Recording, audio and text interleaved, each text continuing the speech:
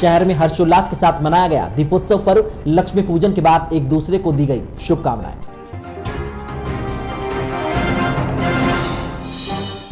दीपोत्सव पर्व के चलते बाजार में बड़ी भीड़, खुशियों के आगे आम आदमी भूला सोशल डिस्टेंसिंग।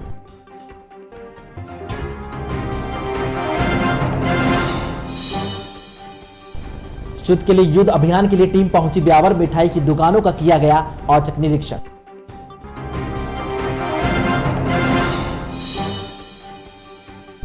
और कांग्रेस जनों ने मनाई पंडित जवाहरलाल नेहरू की जयंती, माल्यार्पण कर अर्पित किए श्रद्धा सुमन।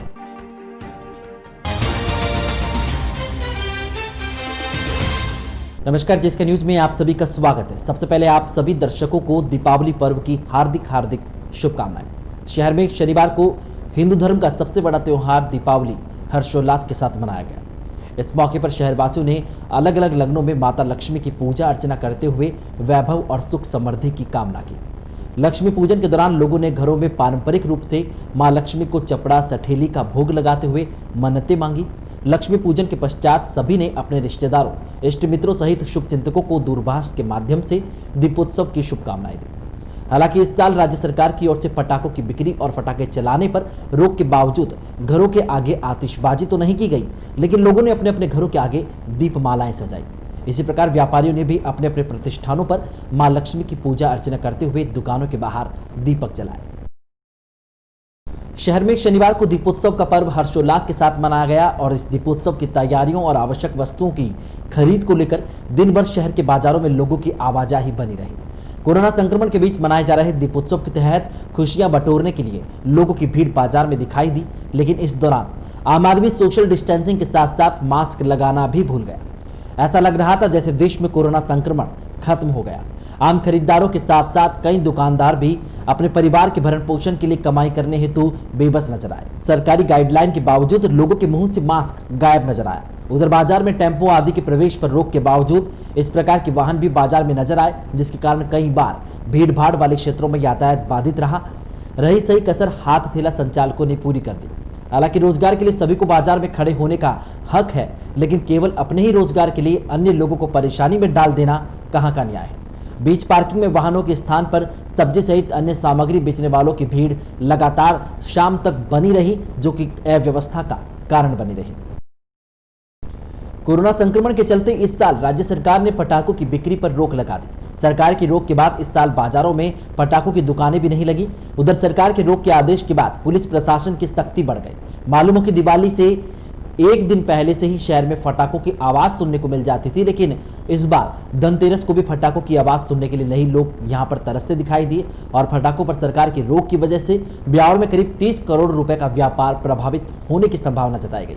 कोरोना की वजह से व्यापार में आर्थिक मंदी का दौर चल रहा है। इसका असर फटाखा व्यवसाय पर भी पड़ा।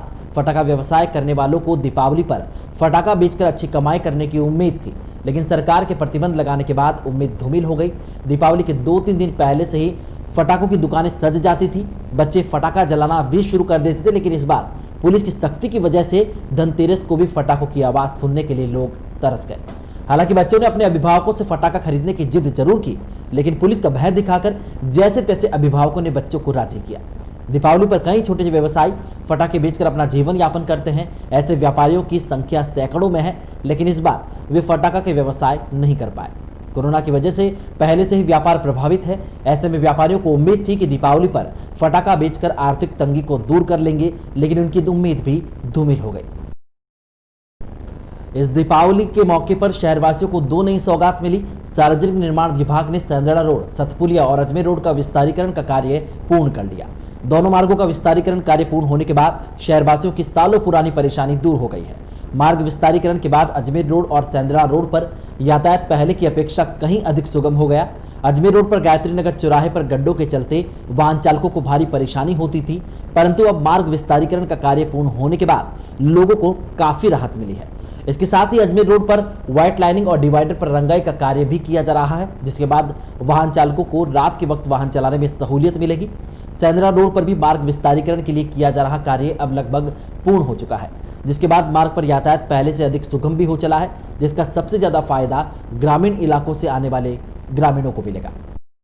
सब्जियों की नई फसलें आम उपभोक्ताओं को महंगाई से राहत दे रही है। महज 15 दिन में 70 से 80 प्रति किलो तक बिकने वाली मिर्ची, टमाटर, गोभी और प्याज समेत कई सब्जियों के दाम अब खुदरा मार्केट में 40 से 50 किलो तक बोले जाने लगे हैं। कारोबारियों के मुताबिक एक पखवाड़े में ही सब्जियों के दामों में 15 से 30 रुपए प्रति किलो तक की गिरावट आ चुकी है। मंडी में लोकल प्याज की भी आवक होने लगी है। लोकल प्याज के थोक भाव 35 रुपए प्रति किलो तक बोले जा रहे हैं, जबकि महाराष्ट्र में नासिक की मंडी से आने वाले प्याज के दाम 40 से 45 रुपए किलो तक है।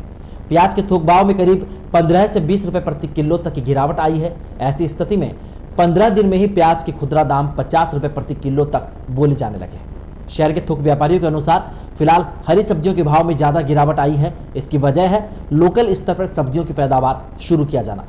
फूल गोभी 15 से 20 रुपए, पत्ता गोभी 35 से 40 रुपए, शकरकंद 14 से 20 रुपए, पालक 5 से 10 रुपए, हरा धनिया 15 से 30 रुपए, लोकल प्याज 25 से 35, बैंगन 25 से लेकर 30 रुपए तक बताए जा रहे हैं। आलू 30 रुपए, आलू नया 42 रुपए, भिंडी 35 से 40 रुपए प्रति किलो, मिर्ची 20 से 35, टमाटर 30 से 35 रुपए किलो, लौकी के दाम 18 से 20 रुपए प्रति किलो तक बोले जा रहे हैं।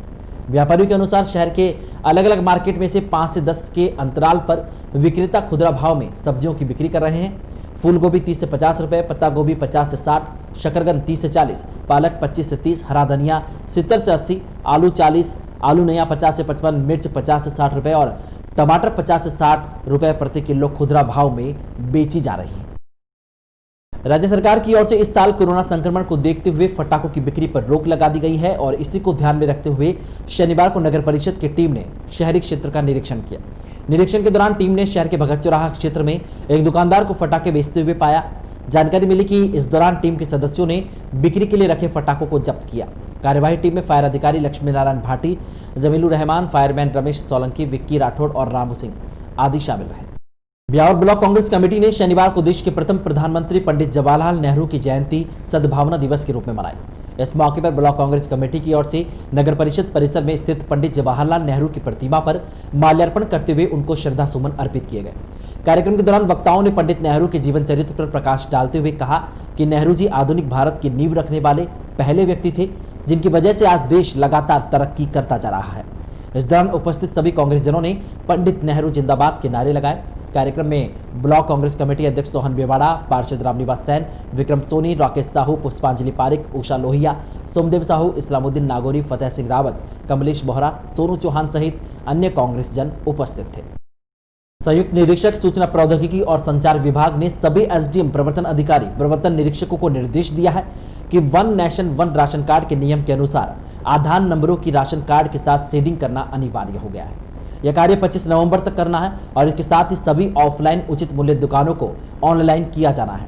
जिला रसद विभाग के अधिकारियों के मुताबिक आधार सीडिंग का विकल्प DOIT द्वारा ई मित्र पर उपलब्ध करवाया गया है। उचित मूल्य दुकानदार आधार सीडिंग के कार्यों में सहयोग करेंगे। जिन लाभार्थियों की आधार फीडिंग नहीं है उन्हें ई मित्र पर जाकर आधार को सीडिंग के लिए प्रेरित भी करना होगा। राशन संघ जिलाध्यक्ष सूरज साखला ने बताया कि विभाग की ओर से आदेश मिले हैं और 25 नवंबर तक आधार सीडिंग का कार्य किया जा रहा है। कार्य में सभी राशन डीलर अपना पूरा सहयोग कर रहे हैं। साखला ने सभी पात्र परिवारों से आग्रह किया है कि वे अपने राशन डीलर से मिलकर आधार सीडिंग कार्य में सहयोग करें।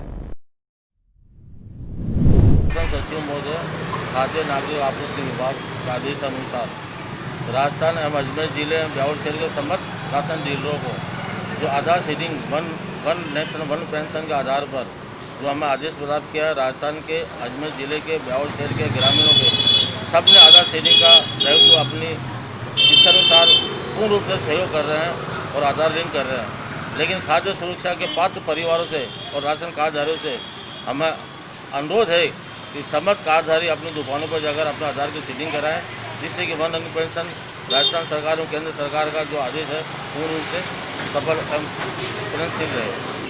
20 नवंबर तक रहेगा।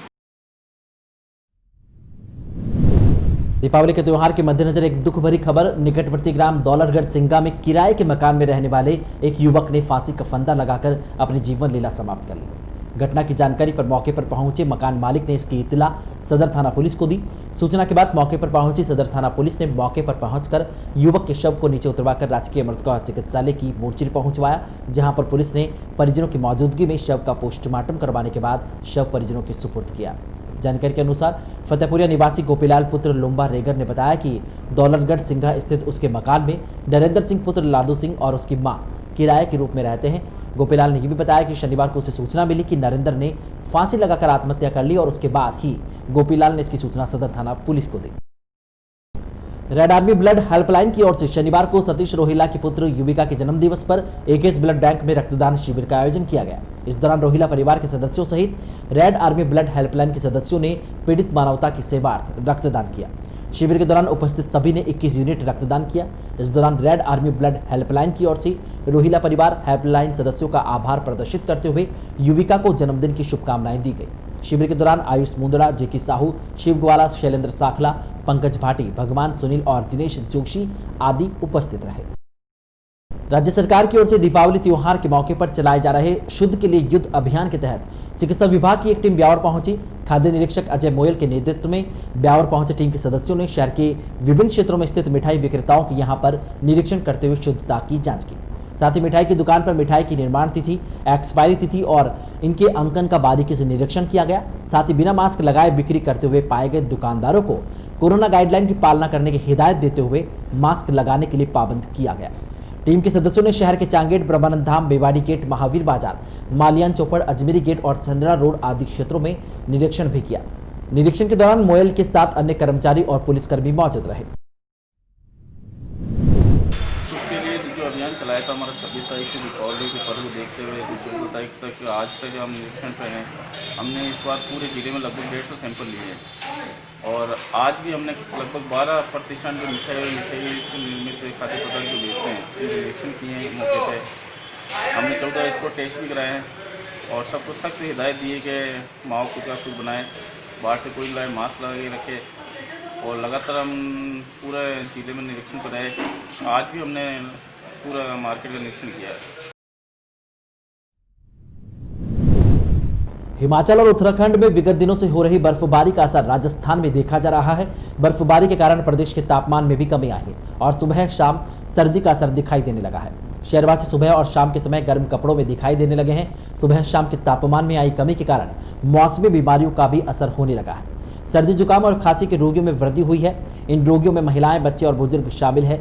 खास तौर पर मौसम के बदलने और खान-पान में परिवर्तन के कारण आमतौर पर आदमी शुरू में ही सर्दी की चपेट में आकर खांसी और जुकाम से ग्रसित होता है। चिकित्सकों ने खास तौर पर बच्चों और बुजुर्गों से मौसम का खास ध्यान रखने का आग्रह किया है। उधर घटते तापमान के कारण शहर में कोरोना संक्रमण के रोगियों की संख्या भी बढ़ रही है। ऐसे में आम आदमी को सावधान और सतर्क रहना होगा। घटते तापमान और बढ़ते कोरोना संक्रमण को लेकर राजकीय अमृतकौर चिकित्सालय के चिकित्सक डॉक्टर संजय सिंह लोढ़ा ने मौसम में विशेष सतर्कता बरतने की सलाह दी है। डॉक्टर लोढ़ा ने कहा कि मौसम बदल रहा है और इसका असर बुजुर्गों और बच्चों पर ज्यादा है। उन्होंने शहरवासियों से अपील की है कि त्योहार के मौके पर भीड़-भाड़ वाली जगहों पर ना जाए और फटाखे नहीं चलाएं। उन्होंने कहा कि फटाखों से निकलने वाले धुएं में दमा रोगियों को ज्यादा परेशानी होगी। डॉक्टर लोढ़ा ने कहा कि कोरोना संक्रमण को देखते हुए अभी सभी लोग सैनिटाइजर का उपयोग कर रहे हैं, अतः दीपावली के मौके पर दिए जलाने के दौरान विशेष सावधानी बरतें। सैनिटाइजर लगाने के तुरंत बाद तीली ना जलाएं, अन्यथा आग लग सकती है। कि अभी सर्दी का मौसम शुरू हुआ है और साथ ही त्योहार का सीज़न भी चल रहा है, दिवाली भी सीज़न चल रहा है, तो इसको देखते हुए अपन कोरोना की देखकर लापरवाही नहीं बरतें, मास्क लगा कर रखें, सैनिटाइजर यूज़ करें और भीड़ भाड़ वाली जगहों पे नहीं जाना है। भीड़ भाड़ से थोड़ा दूरी बना के रखें और ख़ासकर जैसे दिवाली का सीज़न है तो पटाखे नहीं जलाएं, क्योंकि इससे जो सांस की तकलीफ़ वाले जो मरीज़ हैं और ख़ासकर हार्ट पेशेंट हैं उनको इससे काफ़ी समस्या हो सकती है। और वैसे भी अभी इस मौसम में कोरोना के मरीज़ काफ़ी बढ़ रहे हैं, तो जाहिर सी बात है गंभीरता भी बढ़ने की संभावना है। तो इसलिए हार्दिक अपील है कि पटाखे नहीं जलाएं अपन। हाँ, और एक और अपील है कि जैसे अपन दिए जलाते हैं तो उस टाइम अपन सैनिटाइज़र तुरंत यूज़ करके तुरंत दिए नहीं जलाएं, कुछ 15-20 सेकंड के लिए रोकें फिर अपन दिए जलाएं, जिससे कि हाथों में आग लगने की संभावना नहीं रहे।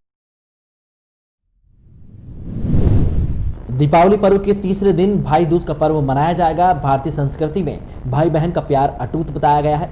इसी के चलते इस पर्व का महत्व और अधिक बढ़ जाता है। भाई दूज के मौके पर भाई द्वारा बहन को उपहार दिए जाते हैं। इसी उपहार को यादगार बनाने के लिए भारतीय डाक विभाग की ओर से एक पहल की गई है। विभाग की ओर से 10 साल तक की बालिका के नाम डाकघर में सुकन्या समृद्धि योजना के नाम से बचत खाता खोला जा रहा है। खाते में डाक विभाग की ओर से 7.6% ब्याज दर भी दी जा रही है। मुख्य डाकघर अधीक्षक VS जैन ने बताया कि सुकन्या समृद्धि योजना के खाते में जमाधन पर आयकर में भी छूट मिलती है। जैन ने बताया कि विभाग की ओर से योजना के तहत ज्यादा से ज्यादा खाते खोलने के प्रयास किए जा रहे हैं। जैन के अनुसार ब्यावर मंडल की ओर से अब तक 45,000 सुकन्या समृद्धि योजना खाते खोले जा चुके हैं। जैन ने शहर के सभी लोगों से भाई दूज के मौके पर अपनी 10 साल तक की बच्चे के नाम सुकन्या समृद्धि योजना के तहत बचत खाता खोलने की अपील की है, ताकि बालिका का भविष्य उज्जवल और समृद्ध हो सके। दीपावली एवं भाई दूज के त्यौहार पर बहन को उपहार देने का सर्वोत्तम जो उपहार है वो सुकन्या समृद्धि योजना अकाउंट खुला करके भाई बहन को उपहार दे सकता है। इस सुकन्या समृद्धि योजना खाते में बिटिया का जन्म से लेकर के शादी, विवाह, उच्च शिक्षा सभी जो जिम्मेदारियां हैं वह बिना किसी टेंशन के पूर्ण होगी। जो सुकन्या समृद्धि योजना खाते में 7.6% वार्षिक ब्याज दर है, जो अन्य सभी योजनाओं में सर्वाधिक ब्याज दर है, तथा इनकम टैक्स में छूट है और 10 वर्ष की बालिकाओं के लिए बहुत ही लाभकारी और कल्याणकारी योजना है भारत सरकार की। ब्यावर डाक मंडल ने इसमें निरंतर बालिकाओं को भविष्य को सुरक्षित करते हुए लगभग 45,000 खाते हम खोल चुके हैं।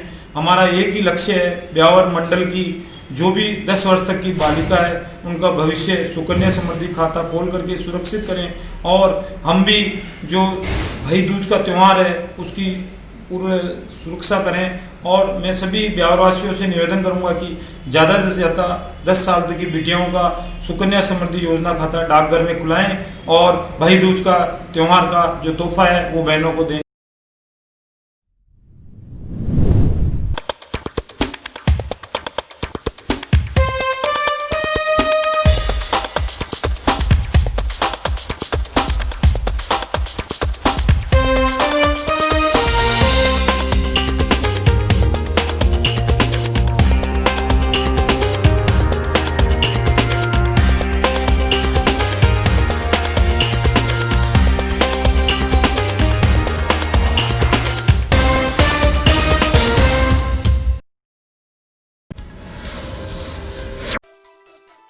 एकेश में ड्रेनेज सिस्टम के पानी को रिसाइकिल करने के लिए बनाए गए विल्मर इको टेक्नोलॉजी के सीवरेज प्लांट का इस सप्ताह उद्घाटन किया गया। सोमवार को अस्पताल पीएमओ डॉक्टर आलोक श्रीवास्तव ने कंट्रोल पैनल का बटन दबाकर इसका विधिवत उद्घाटन किया। सिस्टम के विधिवत उद्घाटन के पश्चात विल्मर इको टेक्नोलॉजी प्रभारी दिनेश पाठक ने चिकित्सालय प्रशासन को इसकी अंडरटेकिंग की। मालूम हो कि उक्त सिस्टम के चालू हो जाने के बाद चिकित्सालय के ड्रेनेज सिस्टम के पानी को रिसाइकिल किया जाएगा। रिसाइकिल जल का उपयोग कपड़े धोने तथा साफ सफाई सहित अन्य कार्यों में किया जाएगा।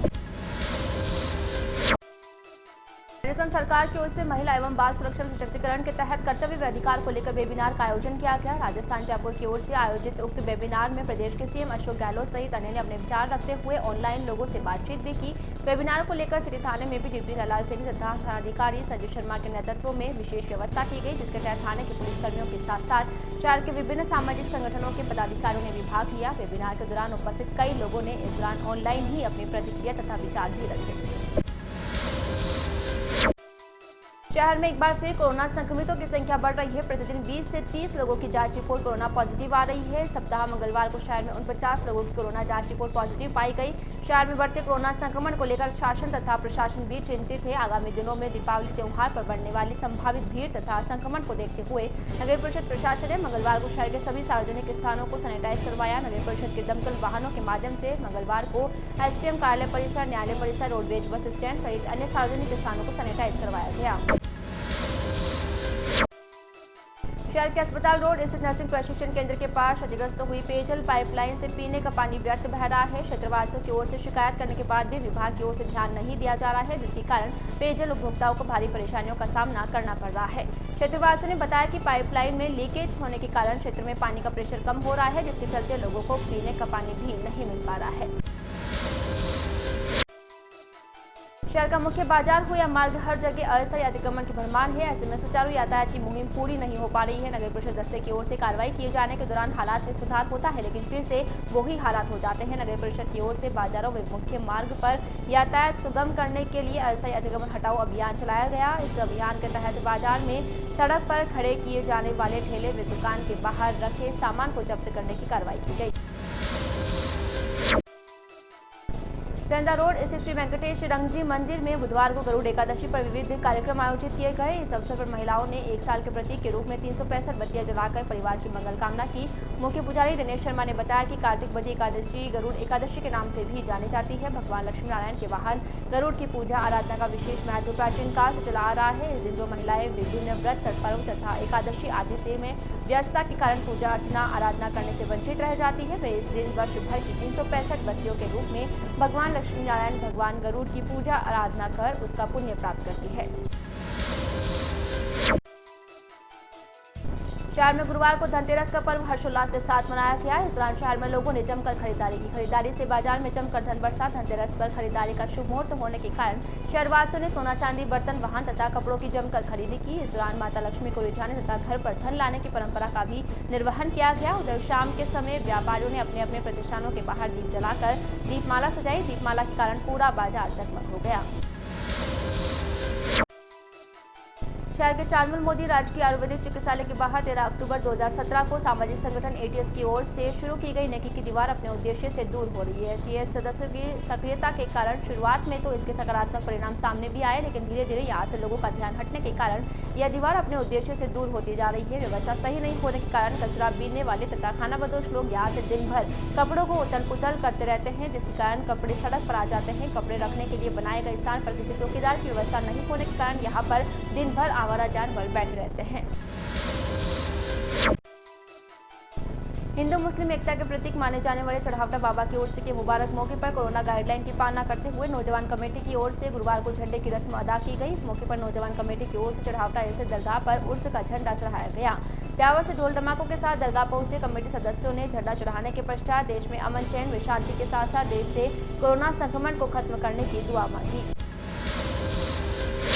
त्योहार का मौका हो और परिजन साथ ना हो तो भला कैसा बचा। खासकर दीपावली के त्योहार पर दूर दराज से लोग अपने परिजनों के पास पहुंचकर त्योहार मनाने के लिए बेताब नजर आते हैं। दीपावली की वजह से रेल व रोडवेज को अतिरिक्त आय के कारण अपने घाटे से उबरने में खासी मदद मिलती है। प्यावर बस स्टैंड पर भी घर लौटने वाले यात्रियों की खासी भीड़ नजर आई।